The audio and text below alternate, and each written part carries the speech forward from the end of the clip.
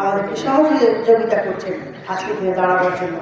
আপনাদের সবার প্রতি, সাংবাদিক ভাই বোনেরা, আপনাদের সবার প্রতি আমাদের শ্রদ্ধা, ভালোবাসা। ডাক্তার, ইঞ্জিনিয়ার যারাই আছেন সবার প্রতি আমাদের শ্রদ্ধা। এবং প্লিজ, যারা ভালো কথা বলতে পারেন, যারা বোঝাতে পারেন, যারা বুদ্ধিমান, তারা একটু বসেন, সবাই মিলে বসেন, দেখবেন সুন্দর একটি সকাল আমরা দেখতে পাবো। সবাই ভালো থাকবেন। জয় বাংলা। ধাবিত করতে চায় তাদেরকে প্রতিহত করুন। বাংলাদেশের অগ্রযাত্রা পরবর্তী প্রজন্ম এবং শিক্ষা যারা করছেন, যারা ছাত্র, তাদের জন্য বাংলাদেশের অগ্রযাত্রা অত্যন্ত প্রয়োজন। যে এই বাংলাদেশ সৃষ্টি করেছে বঙ্গবন্ধুর নেতৃত্বে, আপনারা জানেন সমগ্র মুক্তিযোদ্ধাদের অবদান অস্বীকার করা নয়। মুক্তিযোদ্ধাদের অবদানকে যারা অস্বীকার করে সত্যিকার অর্থে তারা বাংলাদেশকে ভালোবাসতে পারে না। আমি কখনো বিশ্বাস করি না যারা মুক্তিযোদ্ধাদের রক্তকে যারা অস্বীকার করে তারা এই বাংলাদেশের স্বাধীনতায় বিশ্বাস করে। আমি বিশ্বাস করি না। তাই আপনাদের কাছে আজকে এখানে সমস্ত শিল্পী সমাজ, পরিচালক সমাজ, গুণীজন নির্মাতা আছেন এবং সর্বোপরি গণমাধ্যমের বন্ধুদের কাছে বলতে চাই, জাতিকে এগিয়ে নিয়ে যেতে হবে এবং জাতিকে সঠিক নেতৃত্ব দিতে হবে এবং জাতিকে আজকে 2024-এ মানুষের পাস বুঝে রাজনীতিবিদদের রাজনীতি করতে হবে।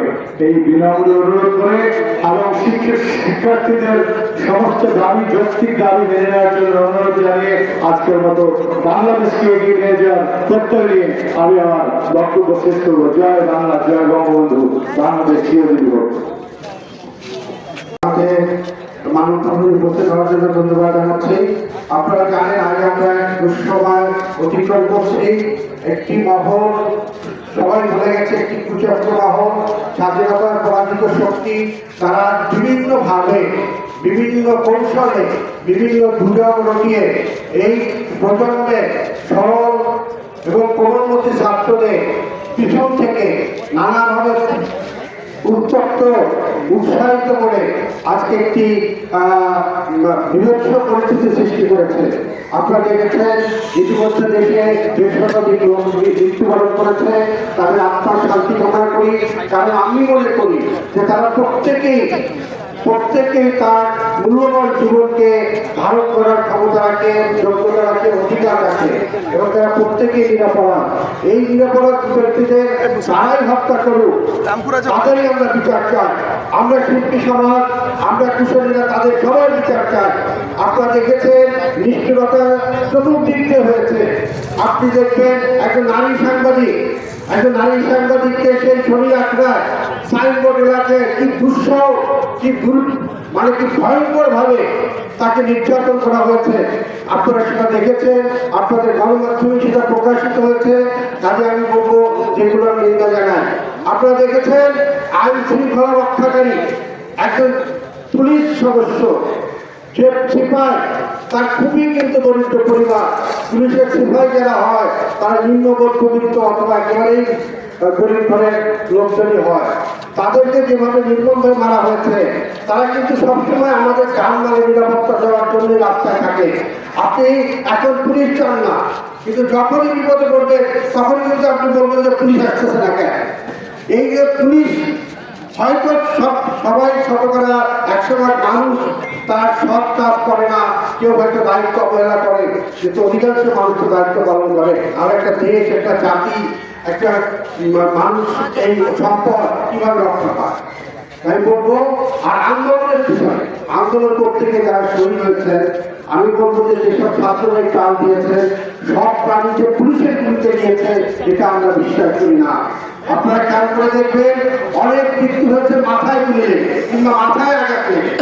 পুলিশরা সাধারণত মাথায় গুলি করে না, পুলিশরা গুলি করে হয় পায়ে, না হলে মাথায় নিচে বডিতে কোথাও। এবং পুলিশের হাতে অধিকাংশ পুলিশ হাতে ছিল আমরা মিলে। আপনার অনেক কিছু বেরোচ্ছে, অনেক ই হচ্ছে যে প্রজ্ঞামূলকেও পুরুষরা মিছিলের মধ্যে ঢুকে গিয়ে নারীদের উৎসাহিত করেছে, নারীদের তারা আক্রমণ করার বা নারীদেরকে যাতে পুলিশে আক্রমণ করে সেরকম একটা পরিস্থিতির সৃষ্টি তারা করেছে। কাজেই আমি সবাইকে বলবো, আমার ছাত্র ভাইদের বলবো, আমিও ছাত্র ছিলাম, আমার যারা লোক, আমার ভাই বোন সবাই ছাত্র ছিল। এই ঢাকা বিশ্ববিদ্যালয়ে আমরা বহু আন্দোলন করেছি, কম আন্দোলন করে যাই, কিন্তু কখনোই রাষ্ট্র সম্পদ আমরা ধ্বংস করি নাই। এটি হচ্ছে আমাদের কথা। বহু আন্দোলন করেছি। আমার সামনে ডক্টর মিলন লিখে বলে রেখেছি, কিন্তু আমরা কখনো রাষ্ট্রীয় সম্পদ ধ্বংস করি নাই। তো কাজেই আমি বলবো আমার ভাইদের, আমার এখন তারা অনেকে আছে যে আমাদের এই বয়সে এসে তাদেরকে অত্যন্ত শ্রেণীর চোখে দেখি, তাদেরকে বলবো অন্যের ক্রিয়ার হিসেবে ব্যবহৃত না হয়ে, অন্যের দ্বারা উৎসাহিত না হয়ে আপনারা নিজেদের বিবেক দিয়ে পরিচালিত।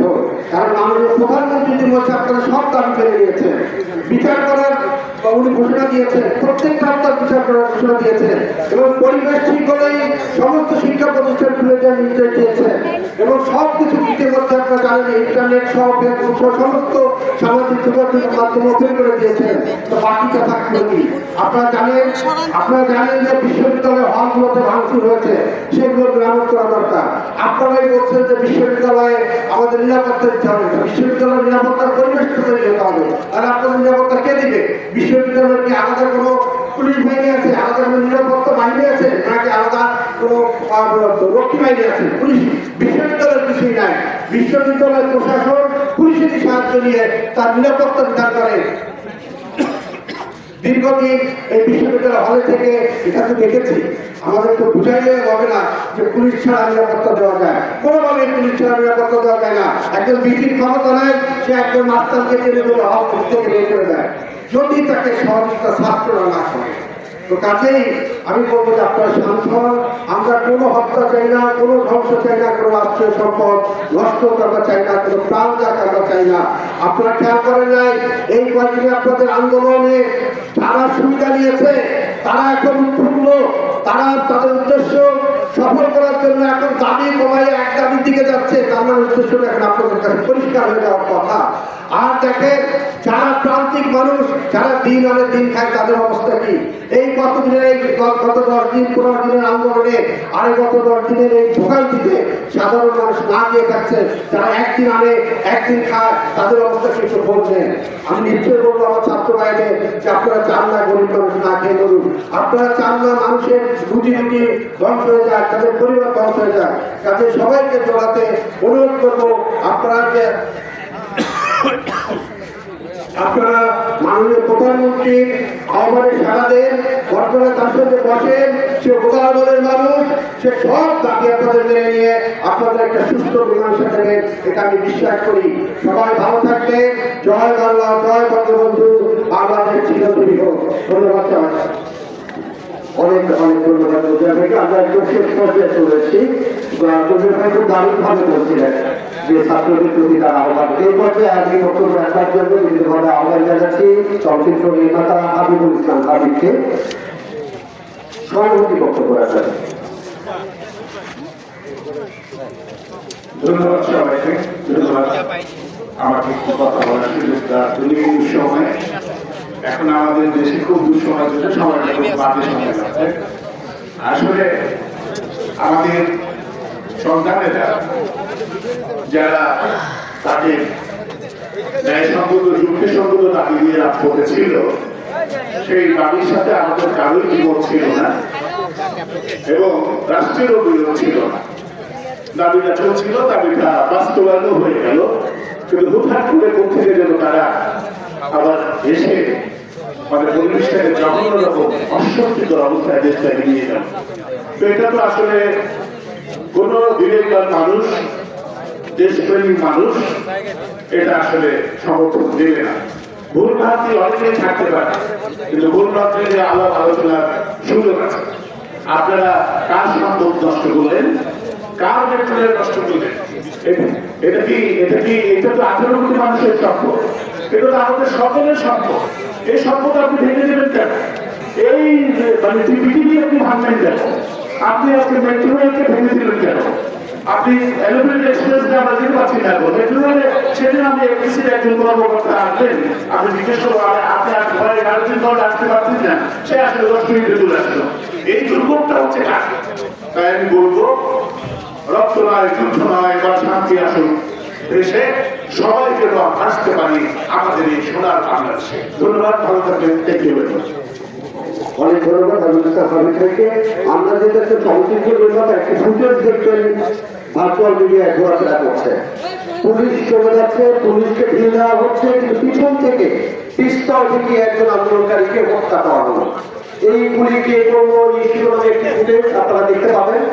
আমরা যে চলচ্চিত্র নির্মাতার ঘটনার পিছনের ঘটনা জানবার আমাদের চেষ্টা থাকে, আপনারাও নিশ্চয়ই গণমাধ্যমের ব্যক্তিরা এটি জানবেন।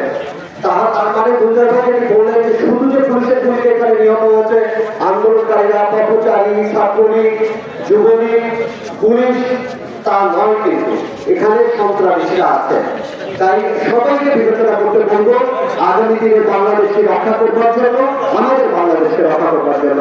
এর পর্যায়ে আজকে এই আয়োজনের সমাপনী বক্তব্য রাখছেন চলচ্চিত্র প্রযোজক এবং সমন্বিত চলচ্চিত্র পরিষদের সংগ্রামী সভাপতি খোরশেদ আলম।